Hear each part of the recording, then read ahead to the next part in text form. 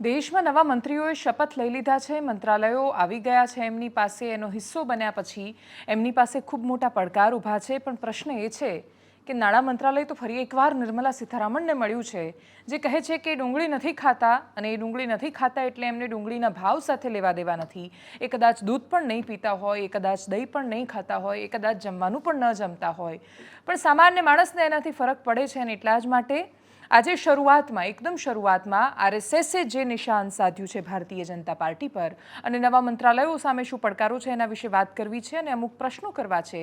નીટની પરીક્ષાને લઈને પણ. નમસ્કાર, આપની સાથે હું દેવાંશી. સૌથી પહેલા આરએસએસ વર્સિસ ભારતીય જનતા પાર્ટીની કરીએ, જે અત્યાર સુધી પત્રકારો ચર્ચતા હતા, અને ત્યારે બધા લોકો કહેતા હતા કે આ તો તમારા મનની બનાવેલી કહાનીઓ છે. બાકી આરએસએસે તો ભારતીય જનતા પાર્ટી માટે ખૂબ મહેનત કરી છે. જગત પ્રકાશ નડ્ડા, ભારતીય જનતા પાર્ટીના અધ્યક્ષનો આપેલો ઇન્ટરવ્યૂ, જેમાં એમના દ્વારા આપવામાં આવેલું નિવેદન, ઇન્ડિયન એક્સપ્રેસ જેવા ન્યૂઝપેપરે કોટ કરેલો ઇન્ટરવ્યૂ, જેમાં એમણે કહ્યું હતું કે ભારતીય જનતા પાર્ટીને હવે આરએસએસની જરૂર નથી. એટલે આરએસએસે પોતાનું સંગઠનનું ને વિચારનું કામ કરવું જોઈએ, રાજનીતિ અમારા પર છોડી દેવી જોઈએ, એવું કહેવા માંગતા હતા. આરએસએસે છોડી દીધી રાજનીતિ એમના પર. પરિણામ સામે છે. હજુ એ કેટલાય રાજ્યોમાં આરએસએસ ખુલીને સામે નથી પડ્યું. એટલે ગુજરાત એનું સૌથી મોટું રાજ્ય છે. ગુજરાતમાં આજે પણ આરએસએસના નેતાઓએ ભારતીય જનતા પાર્ટીને ખૂબ મદદ કરી છે, અને મદદનું પરિણામ છે કે ભારતીય જનતા પાર્ટી એટલીસ્ટ 25 બેઠકો પર ટકેલી છે. બાકી ઘણી બધી બેઠકો પર આરએસએસનું બેકિંગ નીકળી જાય તો પાટણ કાઢી દો, આણંદ કાઢી દો, સુરેન્દ્રનગર કાઢી દો, તો ભારતીય જનતા પાર્ટી 5 થી 7 બેઠક સરળતાથી હારી શકતી હતી, જો સંગઠનની એ જે શક્તિ છે, કાર્યકર્તાઓમાં એ વિચારનું જે જનૂન છે, જે ભરવામાં આવ્યું એ કાઢી દેવામાં આવે તો.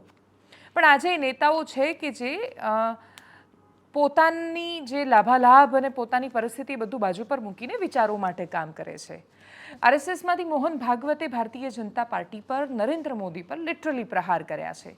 એમનું એક વાક્ય જાણે નરેન્દ્ર મોદી માટે ટકોર હતું, અને એ ટકોર ઓછી હોય એમ પંચજન્યએ પણ લખી દીધું. અને ત્યાં સુધી કહેવામાં આવ્યું, જે સામાન્ય માણસો પણ કહેતા હતા કે શીલ વગર, અહંકારની સાથે તમે સત્તા નથી ચલાવી શકતા, તમે વિપક્ષને એટલો કમજોર ન માનો, વિપક્ષને વિપક્ષની પ્રતિપક્ષ માનો, દેશની સંસદમાં બે વિચારોનું હંમેશા સ્વાગત હોવું જોઈએ. આવી વાતો જ્યારે પત્રકારો કહેતા, ત્યારે એમના પર તો ભારતીય જનતા પાર્ટીની જે ટ્રોલ આર્મી છે થપ્પા લગાવતી હતી. તમે જ્યારે પ્રશ્ન કરો છો સરકારને અને એવું કહો છો કે દેશમાં લોકતંત્રના અસ્તિત્વનો મતલબ એ છે કે તમારાથી અલગ વિચારવાળા લોકો પણ સંસદમાં હોય અથવા દેશમાં હોય. આખો દેશને એક સૂત્રથી બાંધવાનો મતલબ એ છે કે દેશની ભાવના સાથે બાંધવો, નહીં કે દેશને એ ચોક્કસ વિચારમાં બાંધી દેવો કે જે એનું પોતાનું કદાચ હોઈ પણ ન શકે. આ દેશની સૌથી મોટી ઓળખ એનું સતત વહેવું છે. આપણે ત્યાં તો પાણીને પણ જો એક સરસ ટાંકામાં તમે ભરી રાખો તો એ ખરાબ થઈ જાય. વહેતું પાણી જ હંમેશા વધારે તાજવું અને નિર્મળ રહે છે. આ દેશની સંસ્કૃતિ એ વહેતા પાણી જેવી ખૂબ નિર્મળ સંસ્કૃતિ છે, અને બાંધવાની કોશિશ થઈ. કટ્ટર વિચારો જ દેશના એકમાત્ર વિચારો છે એવું જબરદસ્તી થોપવાની કોશિશ થઈ. મિડલ ક્લાસને અવગણવાની કોશિશ થઈ. મિડલ ક્લાસની સમસ્યાઓ કોઈએ ન સાંભળી. તમારા જબરદસ્ત મોટા રોડ શો થતા હોય, પણ એ ખૂણામાં જેને જબરદસ્તીથી કોલેજમાંથી ઉઠાવીને લઈને મૂક્યો છે, એ રોડ શોમાં રહેલો એ છોકરો શું વિચારે છે એના વિશે કોઈએ વિચાર ન કર્યો, કે એની પાસે તો નોકરી નથી, કે ના એની કોલેજમાં લેબોરેટરી છે, એને ભણવું છે, એને ઘણું બધું શીખવું છે, પણ એની અંદર સ્કિલ આવી શકે એવું શીખવવાવાળું કોઈ નથી. શિક્ષા વ્યવસ્થાને તમે પતાવી નાખી છે, ભયાનક હાલત કરી છે, અને સુધારીશું એમ કરીને હજી સુધારવા સુધી તમે લઈ નથી જતા. શિક્ષકોની ભરતી નથી કરતા, અને બાળકોને સંસ્કૃત શીખવવું છે તમારે.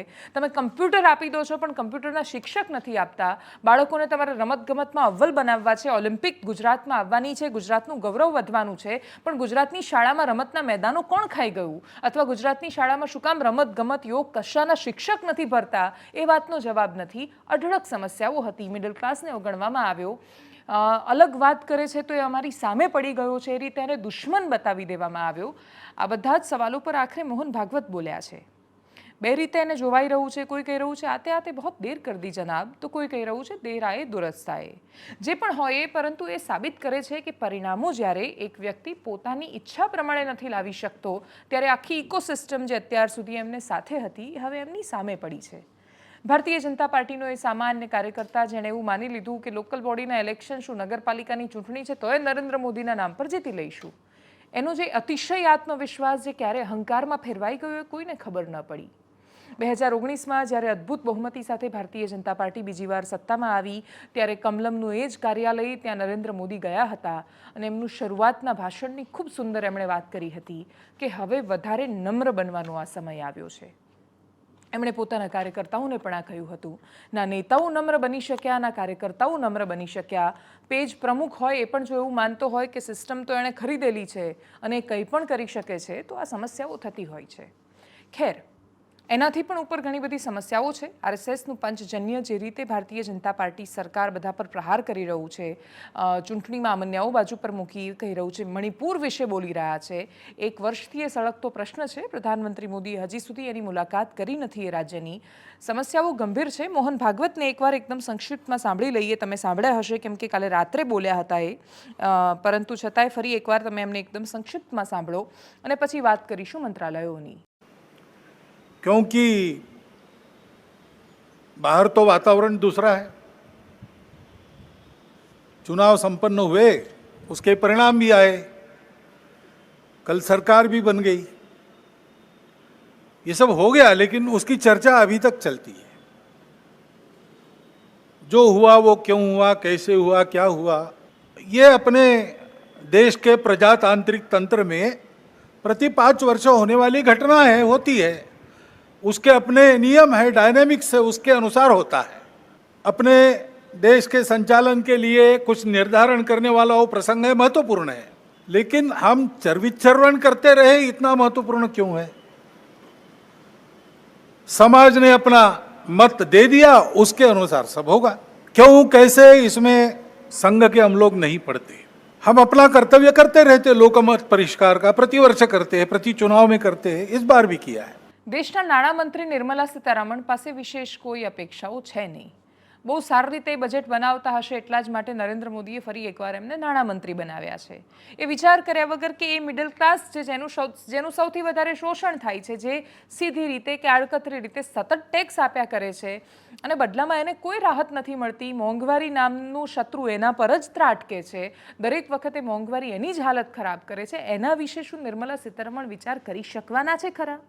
એ તો ચૂંટણી એટલે ન લડ્યા કેમ કે એમણે કહ્યું કે ચૂંટણી લડવામાં જે પેલું કાસ્ટ અને પૈસા ને આ બધું જોઈએ મારી પાસે નથી એટલે ચૂંટણી નથી લડવી. પણ શું એમણે ક્યારેય વિચાર્યું કે દેશનો કોઈ સામાન્ય માણસ એક દિવસ એવું વિચારે કે એણે ખરેખર પરિવર્તન લાવવું છે ને એણે ચૂંટણી લડવી છે તો એ ક્યારે લડી શકશે ખરું? તમને તો રાજ્યસભામાંથી લઈને મંત્રી બનાવી દે છે, પણ આ દેશમાં ચૂંટણીઓ તમે એટલી મોંઘી કરી નાખી છે કે કોઈ દિવસ સામાન્ય માણસ ચૂંટણી લડીને જીતશે એ વાત તો તમારે ભૂલી જવાની, સિવાય કે પછી તમારે ગેનીબેન જેવી ક્રાંતિ કરવી પડે જબરદસ્ત. અને એટલે જ સંભાવનાઓ છે. એક બાજુ ગેનીબેન ઠાકોર પણ છે, ક્રાઉડ ફંડિંગ કરીને જબરદસ્ત રીતે ચૂંટણી લડે છે અને દેશની સંસદમાં બનાસકાંઠાનો અવાજ બનીને પહોંચવાના છે. બીજી બાજુ દેશના નાણામંત્રી નિર્મલા સીતારમણ છે, ખૂબ મોટા નેતા છે, પણ ડુંગળી નથી ખાતા એટલે ડુંગળીના ભાવ સાથે નિસ્બત નથી રાખતા. આપણે આપણા મંત્રીઓની વાત કરીએ જે ગુજરાતમાંથી ગયા છે. અમિત શાહની પાસે ગૃહ મંત્રાલયની સાથે સહકારિતા મંત્રાલય પણ છે. ફરી એકવાર દેશના સહકાર મંત્રી બન્યા છે અને વિના સહકાર નહીં ઉદ્ધાર આપણે કહીએ છીએ, પણ એ સહકારનો પાયો આ દેશના ગામડામાં રહેલો છે. આ સહકારનો પાયો આ દેશના ખેડૂતો પાસે રહેલો છે અને દેશના ખેડૂતોનું જો કલ્યાણ નથી થઈ શકતું, પશુપાલકનું નથી થઈ શકતું, તો બાકીના કોઈ સહકારની બીજાને અપેક્ષા નથી. અને એટલે જ દેશના સહકારિતા મંત્રી પાસેથી અમને અપેક્ષા રહેશે કે આ દેશનો ખેડૂત જે ઝંખે છે એનો એને જવાબ મળે. આ પેન બનાવવાવાળી જે કંપની છે એ પણ આ પેનના પ્રોડક્શન પાછળ કેટલો ખર્ચ થાય છે, એના માર્કેટિંગ પાછળ એ લોકો કેટલો ખર્ચ કરવાના છે, એના પેકેજિંગ પાછળ કેટલો ખર્ચ કરશે, એને લાવવા જવામાં કેટલો ખર્ચો થવાનો છે અને ઉપરથી 30%, 50%, 100% જેની જે ઈચ્છા એ પ્રકારે ખર્ચો નાખે છે અને પછી પેનનો ભાવ નક્કી કરે છે. એટલે પેન 5 રૂપિયામાં વેચવી છે, 10 રૂપિયામાં કે 15 રૂપિયામાં એક કંપની નક્કી કરે છે. ખેડૂતે નક્કી નથી કરી શકતો. જે દિવસ ખેડૂત એનો ખર્ચો કાઢીને એનો 50% નફો ઉમેરીને અનાજ વેચવા માંડશે એ દિવસે તમારે ને મારે ભૂખ્યા રહેવાનો વારો આવશે. અને એટલા માટે ગુજરાતના એસી રૂમમાં બેસીને ખેડૂતોને જજ કરતા દર્શકો, તમે યાદ રાખજો કે ખેતી સરળ નથી. ખેતી એકવાર સમજજો, કોશિશ કરજો એકવાર ખેતરમાં જઈને ખેડૂત પાસે બેસવાની. ખેડૂત રડતો શું કામ હોય છે? અનાજની ખેતી કરતો કે નાનો ખેડૂત એટલા માટે રડે છે. જે લોકો કહે છે કે ભાઈ એ લોકો બુદ્ધિ સાથે ખેતી નથી કરતા અને બધા કરે, ખેડૂત સુધી એ શિક્ષા કોણ પહોંચાડશે? આખી જિંદગી તમે નથી શીખતા, આખી જિંદગી તમે કોર્સ નથી કરતા, તમે એકવાર નોકરીએ લાગ્યા, જે જૂનું ભણ્યા હતા એની સાથે લાગ્યા. ખેડૂત તો બિચારો દર વર્ષે શીખે છે, કંઈક નવું શીખે છે, કંઈક નવું આવે છે, નવા બિયારણ વાપરે છે, નવું ખાતર વાપરે છે. ખેડૂતનું જીવન સમજવાની કોશિશ કરજો અને પછી એને જજ કરજો. લગભગ 1-2 દિવસમાં જ અમે અમારી ડોક્યુમેન્ટરી પણ રિલીઝ કરવાના છીએ, જે ખેડૂતની અને ખેતીની આખી પ્રક્રિયા બતાવશે. ખેડૂત સાથેનો એવો સંવાદ કે જે અમે મહિનાઓ સુધી કર્યો છે, અનેક મહિના સુધી. ખેતરમાં એ પહેલો દાણો આવ્યો ત્યારથી લઈને થાળીમાં તમારા અન્ન પહોંચે છે ત્યાં સુધીની મગફળીના દાણાની એ કહાની છે. એક દાણો તમને એ સ્ટોરી કહેવાનું છે. બહુ થોડા 1-2 દિવસમાં અમે ડોક્યુમેન્ટરી રિલીઝ કરવાના છીએ, જોજો તમે. પછી નક્કી કરજો કે સરળ છે ખેડૂતને જજ કરવું, અઘરું છે ખેતીને વધારે પ્રોફિટેબલ એટલે નફાકારક બનાવવાની. સહકાર મંત્રી અમિત શાહ માણસાથી આવે છે, આજુબાજુના ખેડૂતોની પરિસ્થિતિ એ જાણતા હશે. એમની પાસેથી અપેક્ષા છે કે ખેડૂતોને પણ સહકાર મળે અને ખેતીનો એ ઉદ્ધાર થાય. બાકી સહકારના નામ પર નેતાઓ તરી જાય છે, ઉદ્ધાર થઈ જાય છે અને કરોડપતિ બની જાય છે. ખેડૂતનું કલ્યાણ નથી થતું. મનસુખ માંડવિયાની પાસે ખૂબ મહત્વના મંત્રાલયો છે, શ્રમ, રોજગાર અને રમતગમત.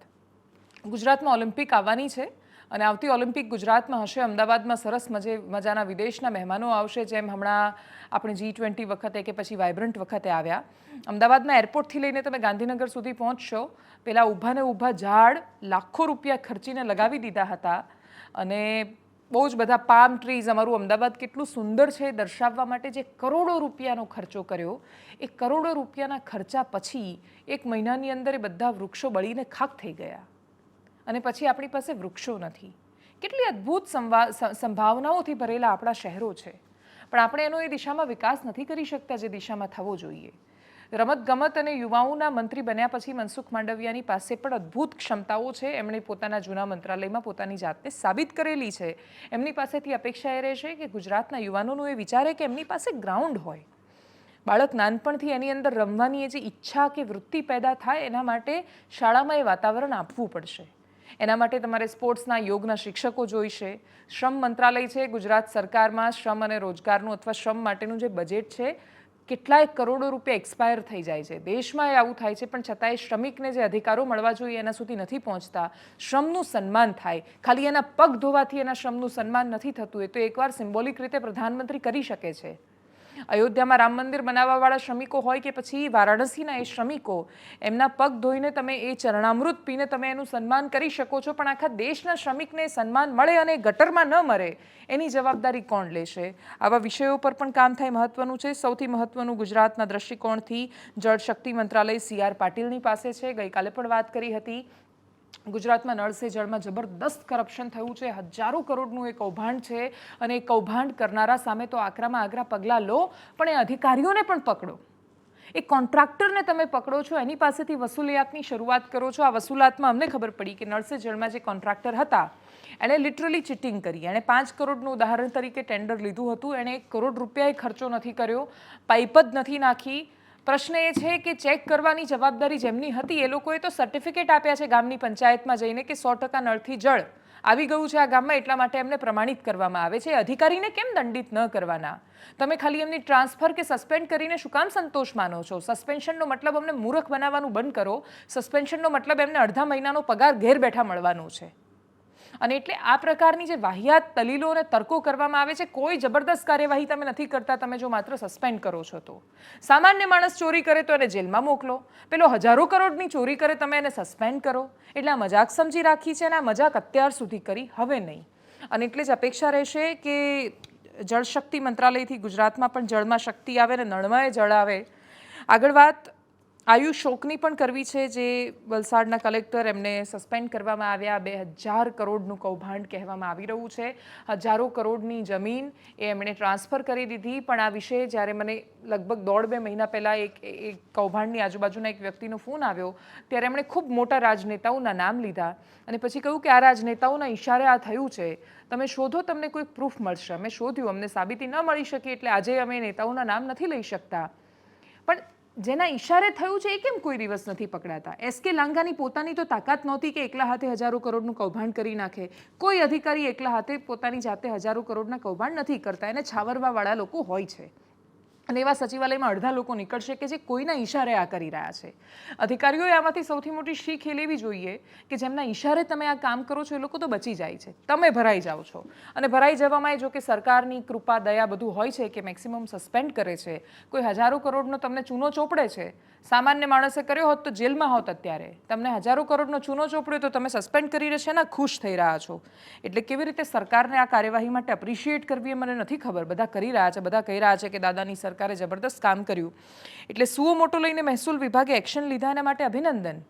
પણ વાત જો રાજનીતિક ન હોત ને બતાવી દેવાની ન હોત તો શું એ સુઓ મોટો લેવામાં આવ્યો હોત? જો બીજા કોઈ એવા નેતા કે જે તમારી નજીકના છે એમણે આ કૌભાંડ કરાવ્યું હોય કે અથવા એ કરાવી રહ્યા છે વર્તમાનમાં, ત્યારે તમે પગલાં લઈ રહ્યા છો.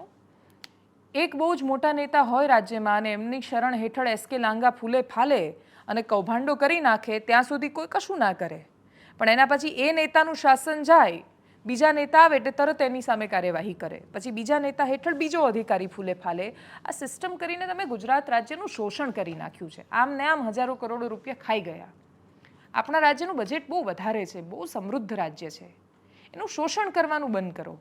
કેમ કે આ રાજ્ય એક દિવસ તો હિસાબ માંગવાનું છે અને હિસાબ માંગશે ત્યારે તમને અંદાજે નહીં હોય એવી રીતે હિસાબ માંગશે જે યુપીની જનતાએ માંગ્યો છે. આગળ વાત નીટની કરવી છે.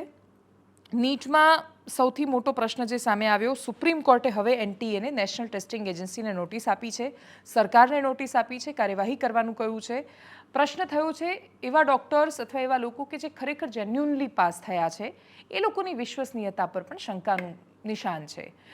ગુજરાતમાં જ જેમ કે બીજો એક માર્કશીટની સામે આવી હતી, એ સિવાય ઘણી બધી ઘટનાઓ સામે આવી.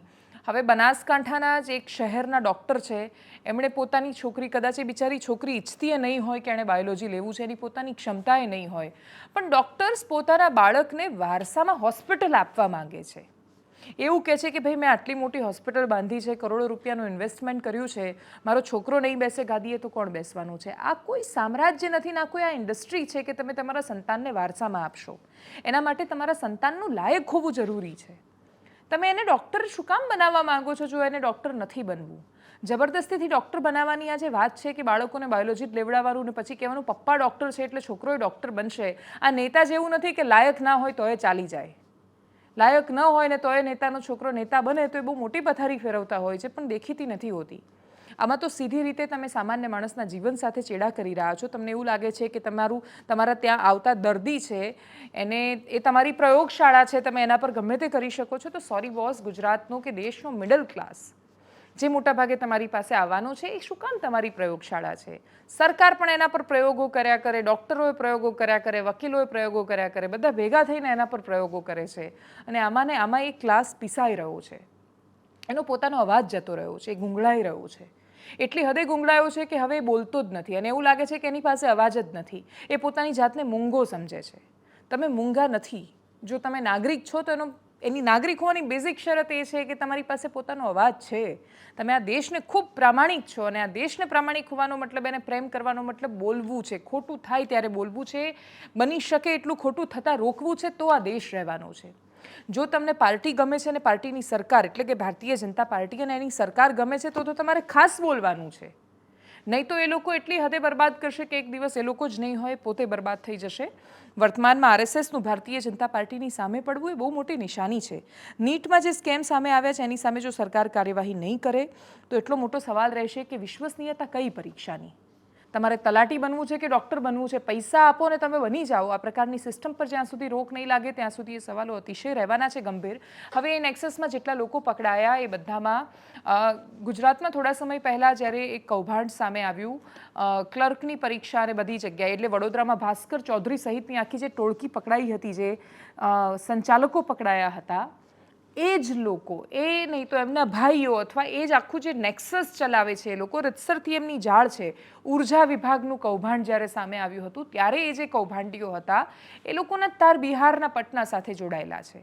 આ બધા લોકો ભેગા મળીને કૌભાંડ કરે છે. આ લિટરલી આંતરરાજ્ય ગેંગ ચાલે છે અને આ ગેંગ પેલી રિયલ ગેંગસ્ટર કરતાં એ ખરાબ છે.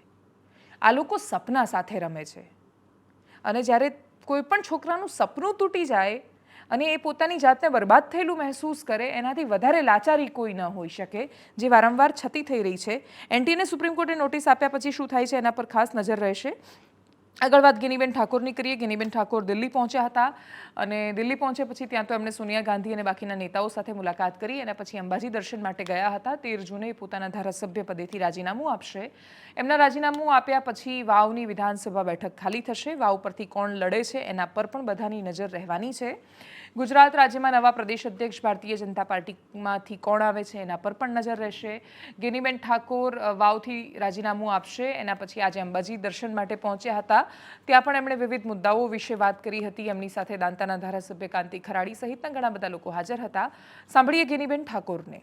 બનાસકાંઠાની સીટ જીતીને જે આશીર્વાદ આપ્યા છે એના ભાગરૂપે આજે માં જગદંબા 51 શક્તિપીઠમાં અંબાજીના દર્શન કરવા માટે અમે સૌ આવ્યા છીએ. ત્યારે માં જગદંબા અંબાજીને એક જ પ્રાર્થના કરું છું સમગ્ર જિલ્લા વતી કે માં જગદંબા ભાઈચારાની ભાવના રાખે.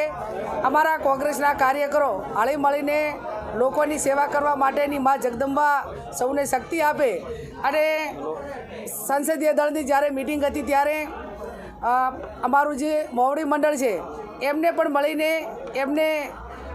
અમને સૌને એક સલાહ આપી છે કે લોકો વચ્ચે રહીને લોકોના કામ કરો, લોકોના સુખ દુઃખના ભાગીદાર બનો અને ઝીરો ગ્રાઉન્ડ ઉપર જઈને જે ગરીબો હોય, વંચિતો હોય, જે અન્યાય થતા જે લોકો હોય એના માટે કરીને કોંગ્રેસ પાર્ટી આવનાર સમયની અંદર ભૂતકાળમાં કામ કર્યું છે અને આવનાર સમયમાં એકજૂટ થઈને લોકોની સેવાના કાર્યો કોંગ્રેસ પાર્ટી કરશે. પાલનપુરમાં જે કોલેરાગ્રસ્ત વિસ્તાર છે એના માટે કરીને મારા કોંગ્રેસના આગેવાનોએ આવેદનપત્ર આપ્યું છે. હું પોતે સિવિલ હોસ્પિટલ જઈને તમામના સમાચાર પૂછ્યા છે, જે ડૉક્ટરોને સૂચના આપવાની હતી આપી છે. અને આવનાર સમયની અંદર એક માનવતાનું કામ છે અને માનવતાના કામ માટે કરીને MP તરીકે કે જે અમારે વહીવટીતંત્ર સાથે જે રીતે ભલામણ કરીને સાથે રહીને કામ કરવું પડે એ પૂરેપૂરું કરશું. ને ક્યાંક વહીવટી રીતે જે નગરપાલિકા એરિયા આવે છે અને એની અંદર આજે જ મને સમાચાર મળ્યા કે ઘણું બધા પીવાના પાણીનો પ્રશ્ન પણ ત્યાં વિકટ બન્યો છે. એટલે કલેક્ટરશ્રી સાથે હું અત્યારે જ મુલાકાત કરવાની છું, પરિસ્થિતિ વાકેફ કરવાની છું અને જે વહીવટી રીતે સૂચનાઓ આપવાની થાય એ અમે આપ. પણ ઉનાળાની અંદર પાણીનો પ્રશ્ન એ થોડોક વિકટ બને છે. એ આખા જિલ્લાની સમસ્યા છે. પણ જે વર્ષોથી શાસનમાં બેઠેલા લોકોએ કાયમી એનું નિરાકરણ લાવીને યોજનાઓ બનાવવી જોઈએ એ ક્યાંક ને ક્યાંક બની નથી. એના પાણી માટેની સંગ્રહ માટેની યોજના હોય, ઠીક છે હેડપંપ હોય, પણ હેડપંપ જ્યાં સુધી વરસાદ પૂરતા પ્રમાણમાં ન હોય તો સ્વાભાવિક છે કે એને પાણીનો જથ્થો પૂરતો મળે નહીં. એટલે એનું કાયમી સોલ્યુશન થાય એવા પણ અમારા પોતાના પ્રયત્નો રહેશે. સૌથી રસપ્રદ વાત એ રહેવાની છે કે વાવમાં અને આખા બનાસકાંઠામાં ચૂંટણીના પ્રચાર દરમિયાન ગેનીબેન ઠાકોરે જો સૌથી વધારે પ્રહાર કોઈના પર કર્યા હોય અથવા લિટરલી આખો મોરચો ખોલ્યો હોય તો એ શંકરભાઈ ચૌધરીની સામે હતો. હવે એ જ શંકર ચૌધરી જે વિધાનસભાના અધ્યક્ષ છે અને ગેનીબેન ઠાકોર એમને રાજીનામું આપવા જવાના છે. એ ક્ષણો ખૂબ મહત્વની રહેવાની છે. ચૂંટણી પૂરી થાય એટલે રાજનેતાઓ દુશ્મની ભૂલી જતા હોય છે, નીચેના કાર્યકર્તાઓ નથી ભૂલતા. અને એટલે દરેક નેતાની જવાબદારી છે કે ચૂંટણી લડતી વખતે લોકોના મનમાં દ્વેષ ભરવાનું બંધ કરે. છેલ્લે વાત બીજા એક એવા મહિલા ચહેરાની કરીએ, નેતાની કરીએ, જેણે દેશની રાજનીતિમાં પોતાનું અસ્તિત્વ અલગથી ઉભરીને સામે આવ્યું. આ વખતે ચૂંટણીના પ્રચારમાં પ્રિયંકા ગાંધીના એક ભાષણો એવા હતા કે જે ચોટદાર હતા, એકદમ નિશાના સાથે હતા.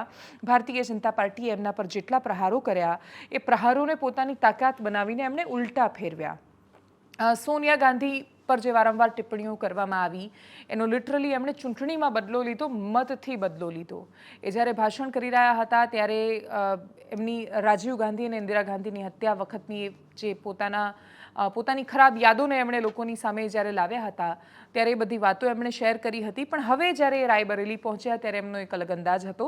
ઉત્તર પ્રદેશમાં ખૂબ વર્ષોથી પરિણામો મળે કે ન મળે પ્રિયંકા ગાંધી ખૂબ મહેનત કરતા આવ્યા છે રાજનીતિક રીતે. એ પરિણામો 2024ની લોકસભાની ચૂંટણીમાં ખૂબ અનપેક્ષિત રીતે મળ્યા. રાહુલ ગાંધી અને પ્રિયંકા ગાંધીએ રાયબરેલીમાં શું કહ્યું એમની સાથે અમેઠીના KL શર્મા પણ હાજર હતા. સાંભળીએ બંનેને. अयोध्या की सीट हार गए, राम मंदिर बनाया, उसमें इनॉग्रेशन में एक गरीब व्यक्ति आपने नहीं देखा होगा, एक किसान नहीं था, एक मजदूर नहीं था, एक पिछड़ा नहीं था, एक दलित नहीं, आदिवासी राष्ट्रपति से कहते हैं तुम यहां नहीं आ सकती. और आपने वहां पे देखा अदानी जी खड़े थे, अंबानी जी खड़े थे, देश के अरबपति खड़े थे, पूरा बॉलीवुड खड़ा था, क्रिकेट की टीमें खड़ी थी, मगर एक गरीब व्यक्ति नहीं खड़ा. तो जवाब अयोध्या की जनता ने भी दिया है। और सिर्फ अयोध्या में नहीं भाइयों और बहनों, सिर्फ अयोध्या में नहीं, वाराणसी में जान बचा के निकले हैं प्रधानमंत्री। और मैं आपको कहता हूं और बहन से कह रहा हूं, अगर ये लड़ जाती वाराणसी में, अगर ये लड़ गई होती, तो आज हिंदुस्तान के प्रधानमंत्री 2-3 लाख वोटों से वाराणसी का चुनाव हार जाते। दिन रात हमने काम किया इस नतीजे के लिए। सबसे बड़ा धन्यवाद रायबरेली की जनता को, मेरे परिवार के सदस्यों को, जिन्होंने मेरे बड़े भाई को वोट देकर इतनी भारी बहुमत से जिताया। हम सब आपके आभारी हैं। और जितनी श्रद्धा, जितनी निष्ठा आपने हमें दिखाई है, उससे दुगनी श्रद्धा, उससे दुगनी निष्ठा के साथ हम सब आपके लिए काम करेंगे अगले 5 सालों के लिए और हमेशा के लिए। आप सबको बहुत बहुत धन्यवाद। અપેક્ષા રાખીએ કે દેશના ખૂબ મહત્વના મુદ્દાઓ રમતગમતથી માંડીને જળશક્તિથી માંડીને સહકારિતા મંત્રી એટલે જ ગુજરાતના જે મંત્રીઓ છે એમના સુધી એ સંદેશ પહોંચે કે ગુજરાતમાંથી તમે જ્યારે ગુજરાતના કોટામાંથી જ્યારે મંત્રી બન્યા છો, તમારા પક્ષે તમને ખૂબ મોટો અવસર આપ્યો છે, તમે ખૂબ મોટા રાજનેતાઓ છો, તો ખૂબ મોટા રાજનેતાઓ એકદમ નાના નાના માણસોની સમસ્યાઓ સમજે અને ધ્યાન રાખે, કેમ કે નીટની પરીક્ષાથી માંડીને નળથી જળમાં થયેલા કૌભાંડથી માંડીને અનેક સમસ્યાઓ છે કે જે રાહ જોઈ રહી છે, સોલ્યુશન નહીં આવે તો નુકસાન પક્ષનું કેટલું થશે એ ખબર નથી, દેશનું બહુ મોટું થવાનું છે। નમસ્કાર।